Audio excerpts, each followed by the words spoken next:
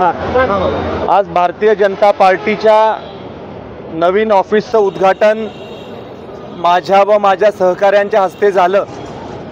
भारतीय जनता पार्टीला घवघवीत विजय ह्या विधानसभा निवडणुकीच्या निमित्तानं कराड दक्षिण विधानसभा मतदारसंघामधल्या सगळ्या मतदारांनी प्राप्त करून दिला।